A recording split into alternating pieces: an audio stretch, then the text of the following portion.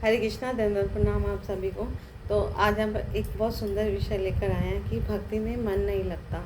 तो कई भक्तों का ये प्रश्न होता है कि हम भक्ति तो करते हैं पर हमारा मन जो है इधर उधर भाग जाता है, मन नहीं लगता।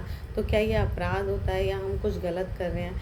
तो इसका सुंदर सुंदर हमारे आचार्यों ने टीका किया है और हमारे गुरुवर्ग हमें बताते हैं कि ये अपराध नहीं है। भक्ति में जब हम शुरुआत में आते हैं या कभी भी किसी भी स्तर पे हम भक्ति जब करते हैं तो हमें कभी कभी मन हमारा नहीं लगता, क्योंकि मन का कार्य है इधर उधर भागना।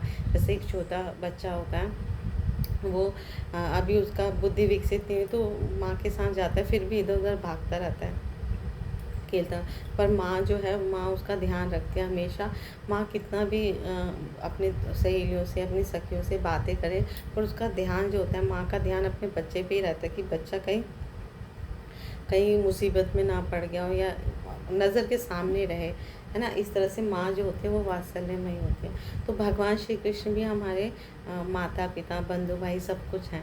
तो हम अगर भक्ति करते हैं तो भगवान के हम संरक्षण में रहते हैं, उनके अंतरंगा शक्ति में रहते हैं भगवान की, है ना।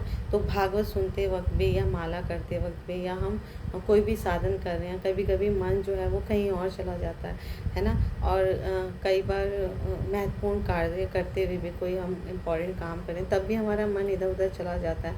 लेकिन इसका अभ्यास करते करते तब भी हमें भक्ति छोड़नी नहीं है ना। हरे कृष्णा महामंत्र का जैसे हम जप करते हैं तब भी हमें जप छोड़ना नहीं है, क्योंकि जप छोड़ने से तो मन आ नहीं जाएगा ना। जप करते रहने से, भागवत सुनते रहने से, अभ्यास करते करते रहने से एक दिन मन भी उसमें रम जाएगा। फिर इतनी ज़्यादा रुचि जागृत होगी कि उसमें इतना मन लगेगा। क्योंकि कई बार जब हम अपनी रुचि का कार्य करते हैं तो उसमें मन बहुत लगता है, लेकिन जब हम नई नई भक्ति में आते हैं तो हमारा मन बहुत भागता है, बहुत, है ना, दौड़ता है। तो फिर भी जितना ज़्यादा हम अभ्यास करेंगे, अभ्यास करते करते ये कार्य हमारा वो संपन्न हो जाता है। तो कोई सा भी कार्य, भौतिक जगत का भी कार्य जो है, तो शुरू में बच्चा जब मैथमेटिक्स पढ़ता है बड़ी क्लास में या मुश्किल विषय पढ़ता है, लेकिन बारंबार अभ्यास करने से उसे वो सब्जेक्ट में रुचि जब जागृत आ जाती है, मन लगने लगता है, तो वो संपन्न हो जाता है कार्य, उसमें वो दक्षता हासिल कर लेता है और फिर उसका मन लगने लग जाता है और वो सफलता प्राप्त करता है। तो इसी प्रकार जैसे हम कोई भी दवाई खाते हैं, एक उदाहरण से समझ सकते हैं इसे। तो दवाई खाते वक्त चाहे हमारा मन नहीं भी है, माता क्या करती है, छोटे बच्चे को कई बार ज़बरदस्ती दवाई खिला देते हैं या उसमें कुछ शुगर सिरप मिला के, है ना, या दवाई के साथ चीनी का घोल मिला के या उसमें कुछ मीठा मिला के, बूरा शक्कर मिला के खिलाती है, या कैसे भी कड़वी दवाई। तो बच्चे का मन है या नहीं, या किसी भी व्यक्ति का मन ना भी हो तब भी दवाई अपना असर करती ही करती है, जबकि भौतिक जगत का है ये, है ना। तो और रोग को वो दूर हो जाता है और उसका कल्याण होता ही है। तो उसी प्रकार मन और ध्यान से सुनने में ना भी हो, यानी कि हमारा कभी कभी शुरुआत में जब करते वक्त मन नहीं होता, ध्यान से हम सुन नहीं पाते, तब भी हरे कृष्णा महामंत्र इतना शक्तिशाली है ना। जब हम गाते हैं हरे कृष्णा कृष्णा कृष्णा हरे हरे, हरे राम राम राम हरे हरे, तो ये हमारा कल्याण करके ही रहेगी। हरे कृष्णा महामंत्र ये औषधि है, भव से तरने की औषधि है।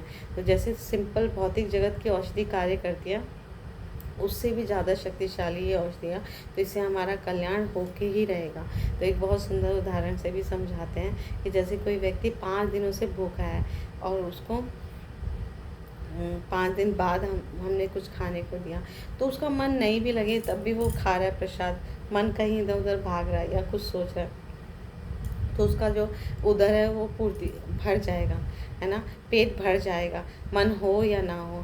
तो अगर हम प्रसाद खाते हैं और मन ना लगने पर भी प्रसाद के अंदर इतनी शक्ति है ना, कि वो उसको भूख मिटाने की शक्ति, तो भूख का वो निवारण कर देती है। तो इसी तरह भगवत कथा में मन लगे या ना लगे, जप में मन लगे ना लगे, तब भी हमें उसे छोड़ना नहीं है, हमें वो करना ही करना है, क्योंकि वही हमारा कल्याण करने की उसमें शक्ति है और वो कल्याण करके ही रहेगी। तो इसलिए हमें ज़्यादा से ज़्यादा बल्कि श्रवण को बढ़ाना है, जप को बढ़ाना है, तो हमारा मन लगे ना लगे, हमारा वो कल्याण निहित है उसमें। तो हमें ये पता है कि हम भूल गए हैं कृष्णा को, पर भगवान नहीं भूले। तो जब हम भगवान की भक्ति करते हैं तो भगवान सच में हमारी हमेशा रक्षा करते हैं। तो वो तुरंत भगवान आ जाते हैं, जैसे हम भगवान को पुकारते हैं, हरे कृष्णा कृष्णा कृष्णा हरे हरे, हरे राम राम राम हरे हरे। क्योंकि भगवान कृष्णा और भगवान का नाम अभिन्नत्वम नाम नामिनो, भगवान कृष्ण और भगवान कृष्ण का नाम दोनों ही समान रूप से शक्तिशाली हैं और अभिन्न हैं। तो इसके लिए हमें मतलब जब हम भगवान की निस्वार्थ सेवा करते हैं, उनका नाम जप करके या उनको कुछ भी उनको प्रसन्नता के लिए कार्य करते हैं, तो वो कभी भी नहीं भूलते। क्योंकि भगवान जो है वो भक्त वत्सल है, भगवान भक्त वत्सल है। और जब भी हमें बहुत ज़रूरत होती है, हम हृदय से जब पुकारेंगे तो भगवान दौड़ते हुए चले आते हैं, है ना। और भगवान की ये महिमा बताइए, गरुड़ पे सवार होकर तुरंत भागते हैं और वहीं उपस्थित हो जाते हैं जहाँ पर भगवान भक्त ने उन्हें पुकारा। तो हमें चिंता करने की आवश्यकता नहीं है, भगवान अवश्य आते हैं हमें। और वो हमें, है ना, जब अगर हम पूरा जीवन अच्छे से भक्ति करें तो हम भगवत धाम चले जाते हैं। तो मन लगे या नहीं लगे, तब भी ये कल्याणकारी औषधि है ना, भगवान नाम या भगवान की शुद्ध भक्ति। तो हमें अपने आप को भक्ति में लगाना है, अधिक से अधिक श्रवण करना है। तो एक समय ऐसा आएगा अभ्यास करते करते कि हम उसमें इतने ज़्यादा निमग्न हो जाएंगे कि उसी में फिर मन लगा रहेगा। तो शुरुआत में होता है, लेकिन थोड़े समय बाद जब हम इसमें टेस्ट डेवलप करेंगे, रुचि जागृत करेंगे, तो फिर हम उन्हीं का स्मरण चिंतन करते करते भगवत प्राप्ति कर लेंगे, कृष्ण प्रेम की प्राप्ति कर लेंगे। तो यही इस मनुष्य जीवन का परम लक्ष्य है। Thank you so much. Guru Maharaj की जय, श्री प्रभुपाद की जय, आप सब भक्तवृंद की जय। हरे कृष्णा, धन्यवाद।